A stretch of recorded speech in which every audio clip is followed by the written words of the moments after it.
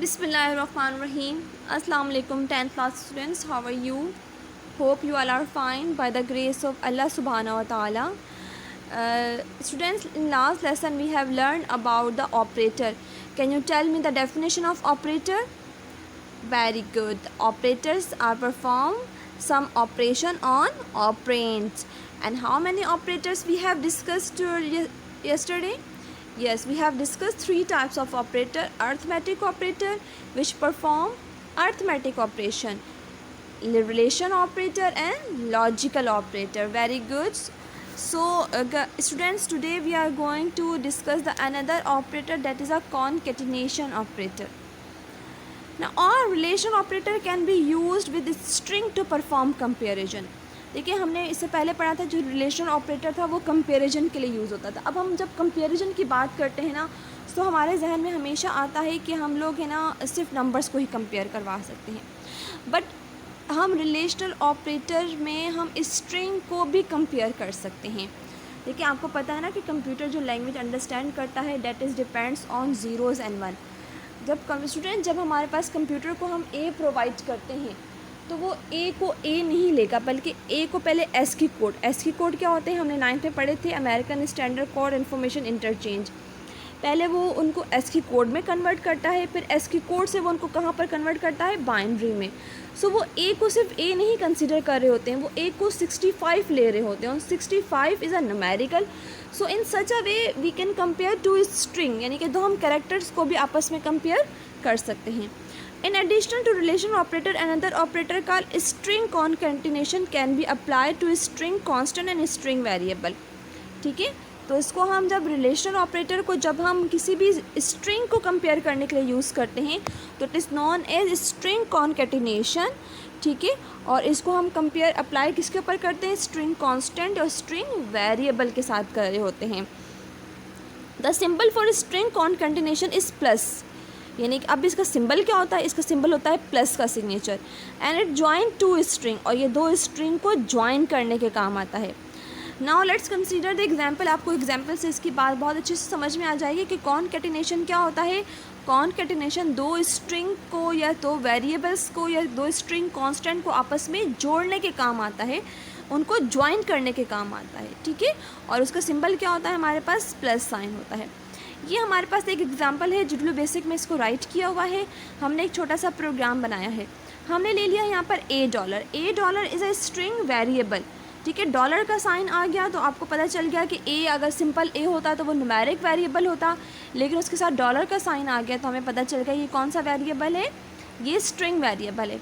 String variable के अंदर हम कोई भी चीज़ स्टोर करवाते हैं तो हमेशा इन्वर्टिस कॉमास में स्टोर करवाते हैं. ठीक है, सो यहाँ पर पंजाब टैक्स आपके पास $. में स्टोर हो गया. हमने $. एक और वेरिएबल लिया, उसको हमने स्टोर किस में करवा दिया, उसके अंदर हमने स्टोर करवा दिया बुक बोर्ड. अब यहाँ पर हमने कर दिया प्रिंट $+ प्लस $. अब $. और $. कौन सा वेरिएबल है, स्ट्रिंग वेरिएबल है. उनको ज्वाइनिंग हमने कौन से साइन से किया है, प्लस साइन से किया है. अब ये plus sign not for plus, it is concatenation, string concatenation, यानी कि इसको हमने दो स्ट्रिंग को ज्वाइन करने के काम किया है. अब हम जब ने इस प्रोग्राम को रन किया है तो उसने $. की जो वैल्यू थी वो थी पंजाब टैक्स, और $. की जो वैल्यू थी वो थी बुक बोर्ड. उन दोनों को उसने ज्वाइन करके एक सिंगल लाइन में राइट कर दिया है. अब आपको समझ में आ गया कि कॉन्केटिनेशन क्या होता है. Concatenation is apply to join two string. ठीक है, चाहे वो वेरिएबल हो चाहे वो कांस्टेंट हो, दो स्ट्रिंग को जब हम ज्वाइन करते हैं बाय यूजिंग प्लस साइन तो वो क्या कहलाता है आपके पास, वो कॉन्केटिनेशन ऑपरेटर कहलाता है. ये आपको न्यूमेरिक उसमें भी आ सकता है, MCQs में भी आ सकता है कि concatenation operator is represented by dash symbol. तो अब आपको फ़ौरन से पता चलना चाहिए कि इसका सिंबल क्या होता है, या वो आपको छोटा सा ये प्रोग्राम बना के दे देंगे, आपको कहेंगे भाई इसका आउटपुट क्या होगा. ठीक है, तो इस प्लस का मतलब क्या होता है, joining two strings. Okay, so students, here we have another type of operator, that is assignment operator. The assignment operator is used to store a value, string or its computational result in basic, and its symbol is equal. Assignment operator का जो symbol होता है that is equal symbol. और ये equal symbol क्यों use करते हैं हम प्रोग्राम में, हमने लेकिन लास्ट टाइम प्रोग्राम भी बनाया था जिसमें हमने कहा था A = 5, यानी कि ए आपके पास, ये मैं लिखती हूँ यहाँ पर ए इक्वल टू 5, तो हम यहाँ पर कह सकते हैं ए एक वेरिएबल है जिसके अंदर हमने वैल्यू स्टोर करवाई थी, 5 स्टोर करवाई थी। सो हम इक्वल ऑपरेटर यूज़ करते हैं कोई भी वैल्यू स्टोर करवाने के लिए, या फिर कोई कंप्यूटेशनल रिजल्ट। अब कंप्यूटेशनल रिजल्ट का कैसे हो जाएगा, जैसे हमने लिखा था C equal to A plus B.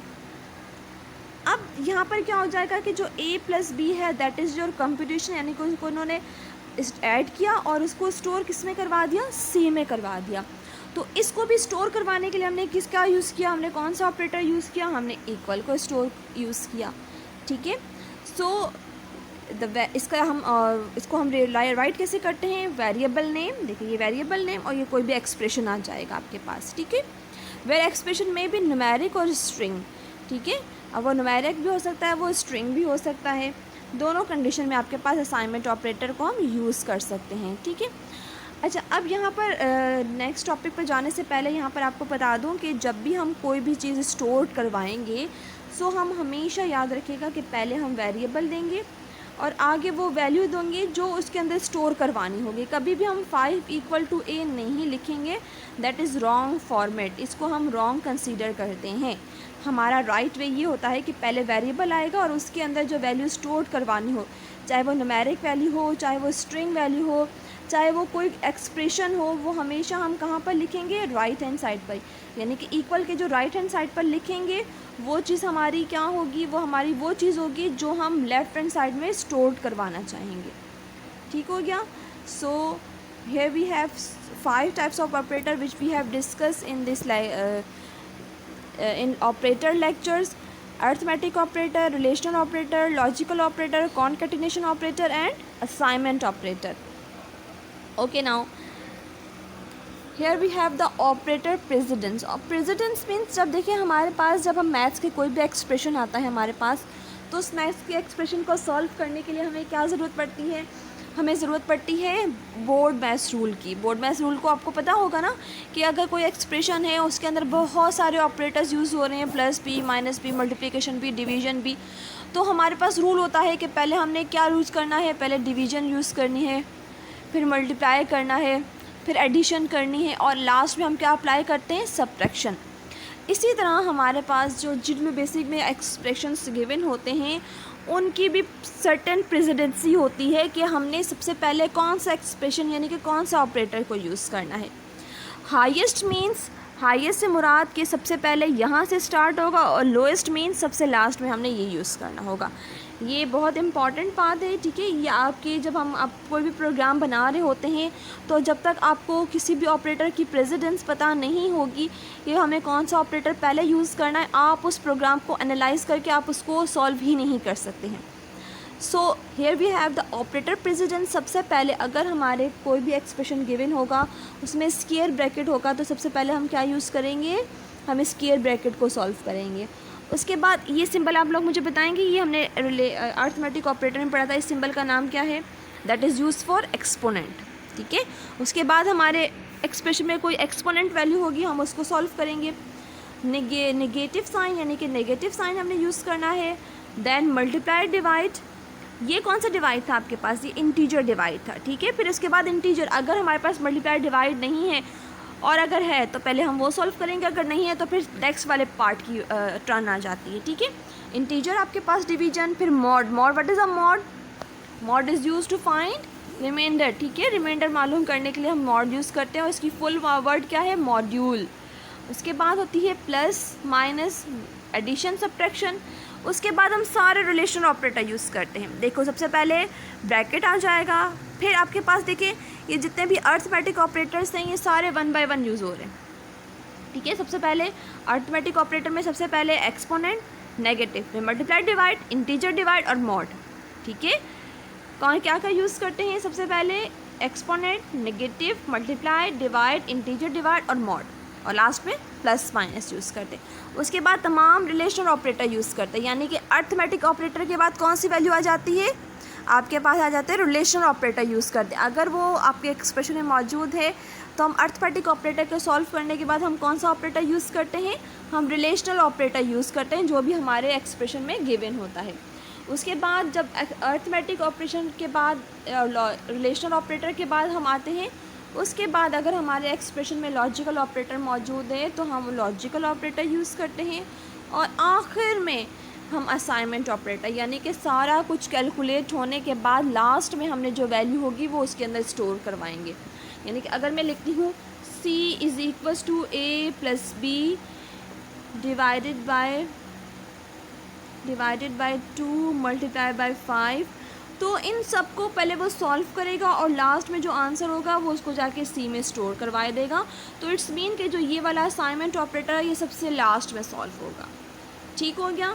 So that is a operator precedence. ये आपके बाद इम्पॉर्टेंट है, आपको पता होना चाहिए कि हमारे पास बेसिक में सबसे हाईएस्ट प्रेसिडेंसी किसकी होती है, सबसे लोएस्ट किसकी होती है, अर्थमेटिक के बाद कौन सा आता है, अर्थमेटिक के बाद हम किसको सॉल्व करते हैं, रिलेशनल को, रिलेशनल के बाद किसको सॉल्व करते हैं, लॉजिकल को, और लास्ट में हम किसको सॉल्व करते हैं, असाइनमेंट ऑपरेटर को सॉल्व करते हैं। ठीक है स्टूडेंट्स, सो ये आपको प्रेसिडेंसी याद होनी चाहिए। ये प्रैक्टिकल में आपको वाइवा के दौरान बहुत क्वेश्चन पूछा जाता है। सबसे ज़्यादा जो आपके पास एग्जामिनर होता है वो यही क्वेश्चंस पूछता है। ठीक है, so here we have your homework, you have to complete learn the operator topic. आप लोगों ने इसकी तमाम डेफिनेशन याद करनी है। ठीक है बेटा, अगले लेक्चर के साथ हम फिर मिलेंगे। अपना बहुत सारा ख्याल रखिएगा। फ़ी अमानिल्लाहि, अस्सलामु अलैकुम वरहमतुल्लाहि वबरकातुहू।